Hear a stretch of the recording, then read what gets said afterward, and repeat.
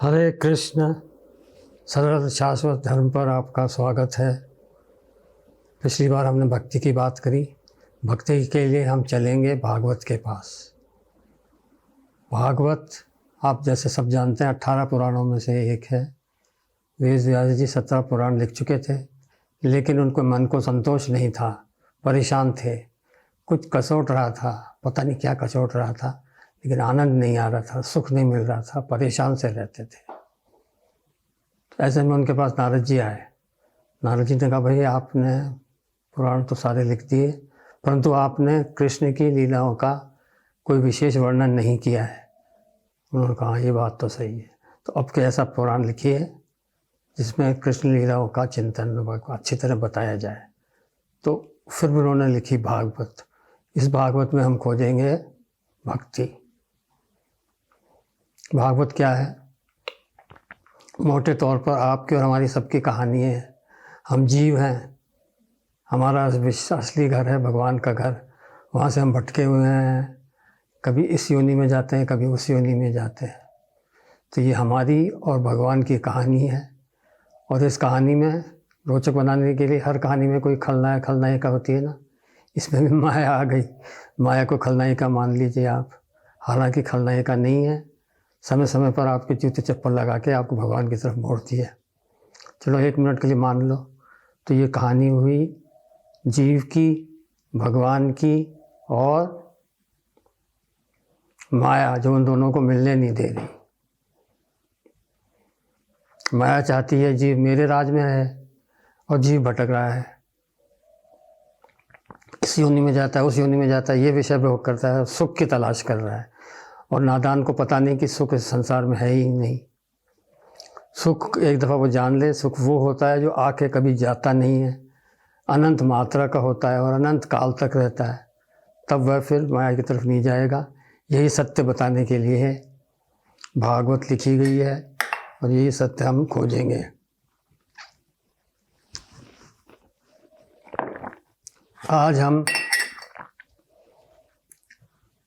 पुरंजन आख्यान सुनेंगे। क्या है? भागवत में सिर्फ वेदों का सार है और उसको बहुत सरल भाषाओं में और कथाओं के माध्यम से वेद व्यास जी ने हमारे पास पहुंचाया है। ठीक, तो आज हम देखते हैं पुरंजन आख्यान।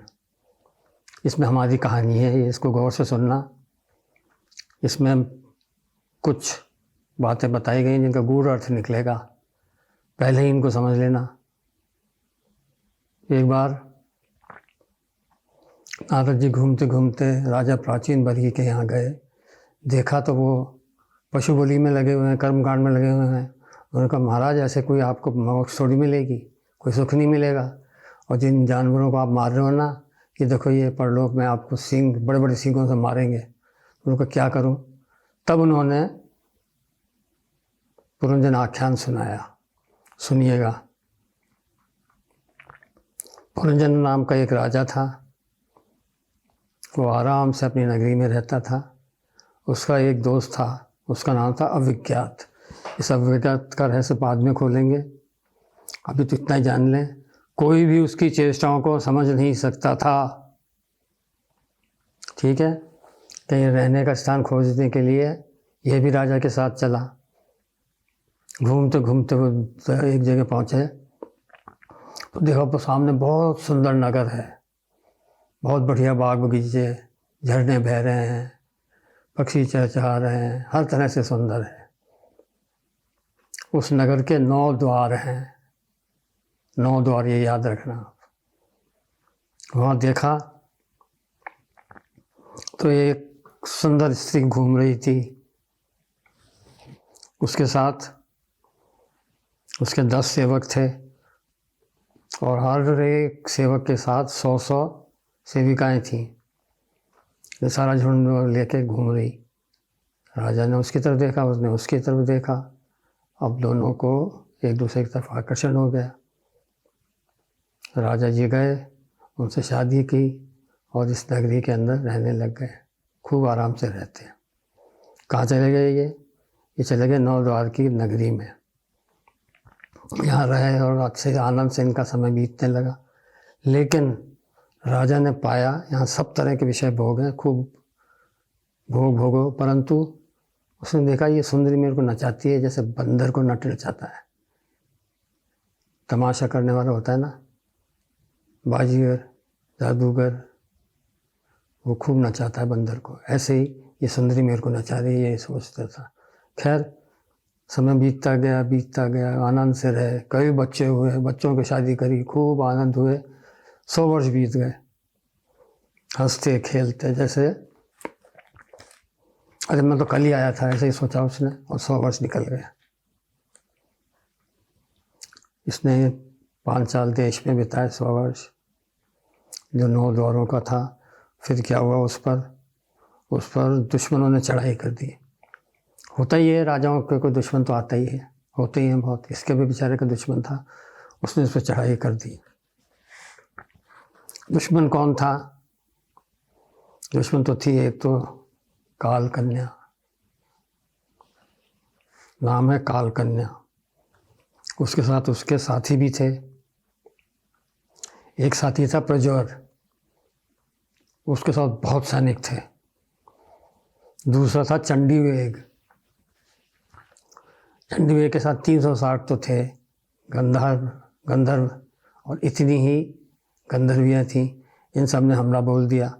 अब बेचारा बचाने वाला सिर्फ एक, बहुत बहादुर था वो, 5 फन वाला, बताया ना शुरू में, 5 फन वाला एक नाग था, बहुत ही बड़ा, बहुत पराक्रमी।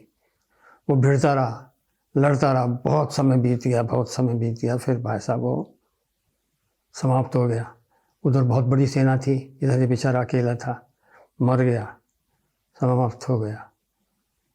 सब से बिछड़ गए, राजा जी, पुरंजन जी सब से बिछड़ गए, रो रहे थे।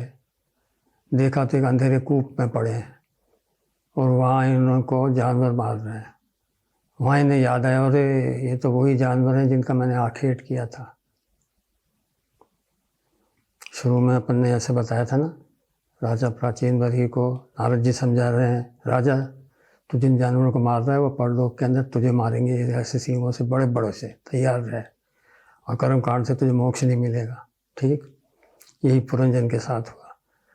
पुरंजन जी आखिरी वक्त में सोच रहे थे अपनी प्रियतमा के बारे में, रानी के बारे में, नगरी की मालकिन के बारे में। उसकी याद करते करते इनका शरीर छूट गया, दोबारा जन्म लिया। दूसरे जन्म में आपके ये साहब बने, औरत बने। कारण देखो,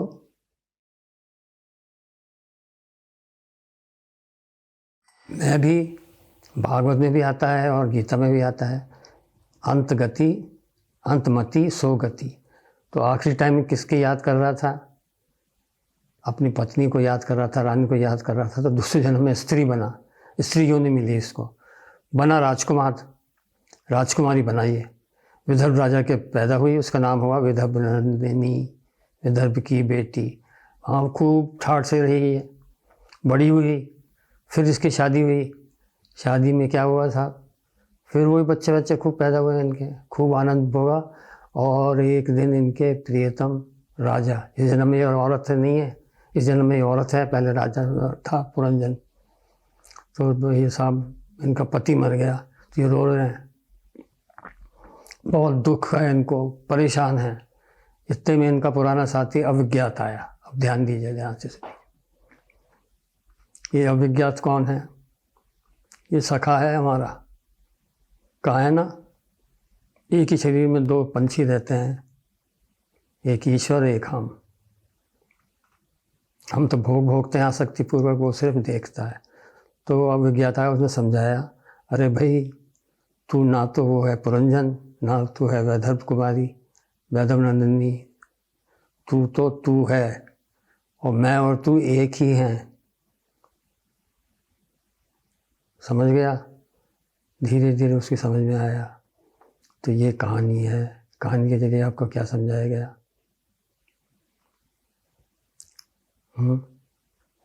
5 इंद्रिय भोगने के लिए ये शरीर दिया उसको, तो ये बन गया 5 देश, 9 द्वार ही हो गए। आप सब जानते हो 9 द्वार हैं अपने शरीर में, आँख, नाक, कान, आदि, ये हो गए 9 द्वार। और वो रक्षक